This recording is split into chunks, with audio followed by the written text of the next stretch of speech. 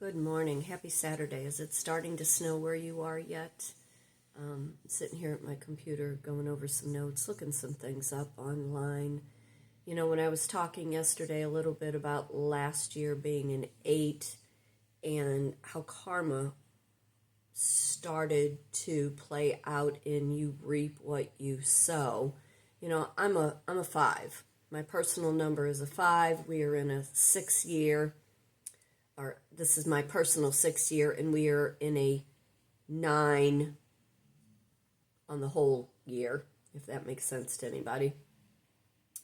And I pay attention to numbers. I've always paid attention to numbers. You know, 11, 11, 2, 2, 2, 3, 3, 3, 4, 4, 4. They always show up. Excuse me. It's gotten worse. It hasn't gotten better. I was having so much chest pains last night, I thought my lung was collapsing. I'm Kitryn Marie. I do reside in St. Louis, Missouri. I'm an artist, writer, speaker, life, and a business coach. I talk about a variety of topics, things that I find very interesting that I think I want to share to others. But if you take your birth date, the month, the date, the year you were born, add those all together, and then break it down, I'm a 5. If you take your birth date, I'm 7/17 plus 2025, add that all up, break it down, it becomes a 6. In general, 2025 is a 9 year.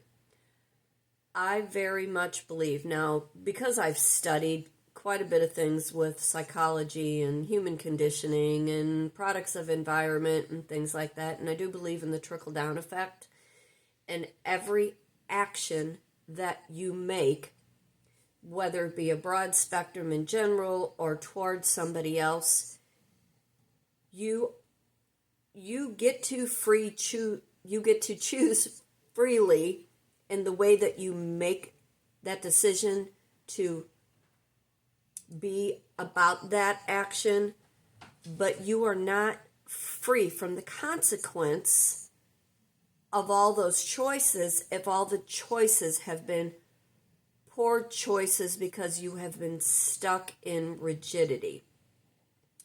I talk about that a lot in my vision board class. You are free to choose, but you are not free from the consequence. And as I have been raising children on and off through a whole lifetime, I distinctly remember saying to one young girl, you do what you need to do, but remember, with all of your choices, there are benefits and there are consequences, and you have to decide where you lie in between. You know, a benefit is going to help you, a consequence you will suffer, and you will suffer long and hard. So I looked some things up. Excuse me, I'm a little nasally. I'm really having a hard time breathing today. And I'm all, prescription medded up with my inhaler, and it's not really helping. An 8 year. Last year we were in an 8 year. An 8 year represents karma, the reaping what you have sown. I'm going to read it word for word. An 8 year in numerology is deeply connected to the themes, the power, the ambition, and the material success. It represents a time of reaping what you have sown, often related to karma, as it is a year where the results of past actions, whether good or bad, come forefront, and you can't avoid it. Karmic lessons in the balance. The 8 is a number of balance and material fulfillment, but it also represents the law of cause and effect. If you did this and it affected somebody else, you don't get to say how it affected that person. You don't get to tell them if you hurt them, no, you didn't, get over it. That's just a small example. In an 8 year, karmic lessons may surface as you experience the consequence of your past decisions. If you've worked hard and made ethical choices, you might see a reward or a material success. However, if there have been areas of neglect, abuse, mental wear and tear upon somebody else, unethical behavior, those also might come back to be addressed to you at some point in your life. Facing the consequences of past actions this year asks you to evaluate how your past choices have contributed to your current situation. The energy of 8 forces you to face the reality of what you've created, what you have desired, how you have actually had a hand in the life that you are living right now, and how you chose what you have chosen. Whether in your personal or professional life, you may encounter situations that serve as reminders of all previous actions that have led you in a snowball effect to where you are right now, that you don't know what to do with where you are. These experiences can either uplift you or they can challenge you, making you question all choices, all decisions.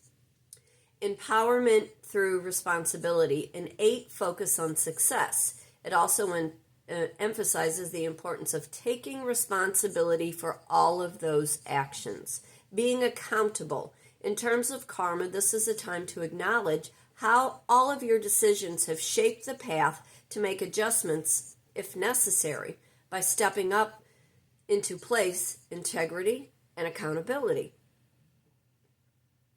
The transformation and growth of 8 is to break free from past limitations, especially those tied to karma. This is a year where you possibly can correct, we're talking about last year, correct previous mistakes, learn from your past, and transform your life through positive action. In a summary, an 8 brings a strong karmic influence, making time to deal with the consequences of past action, taking responsibility, and either learning from them or benefiting from them, depending on those choices. Okay, so we're in a 9 now. And my question and how I was looking things up was, how does all of those karmic relationships, our situationships that we have seen, how do they linger and play into the year 9? It's a culmination of completion and closure. A 9-year acts as the final reckoning to behavior and all of those choices that you have made, where now you have had plenty of time to reflect on behavior, choices you've made, the actions you've taken, and what you have avoided in your life. I talk about that in my vision board class, in my life coaching. So the resolution for a 9-year is about wrapping up old cycles, making amends where you need to make amends, and prove your point to be valid, showing that the actions that you took had a positive outcome to make you a better individual. You know, about material success and ambition. If these positive ethical choices, the 9-year will bring a sense of peace and satisfaction. But if you have unresolved issues, they will continue to follow until you address them and you face them head on. The 9-year might bring up situations from the past, things that have been ignored, swept under a rug, and it will require you to face the consequences and finish what was started. There's emotional growth, you know, there's tangible results and material success. If material success is what the main goal has always been, but if you're looking for emotional fulfillment, if you keep sweeping all of those bad behaviors under the rug, you never get emotional fulfillment. You never find that homeostasis where, you know, you're happy with where you are, you're happy with who you are, you're happy with who you're with, you're happy with how you're making money, how you're addressing your life. You know, the year 9 is about a karmic slate. It's about seeing what you wrote on that slate and what came about from the things that you created. And then once addressing them, it's about releasing and clearing the slate so you are starting from new. You know, once somebody recognizes their patterns and their behaviors, they can clean that slate and they can start fresh and new.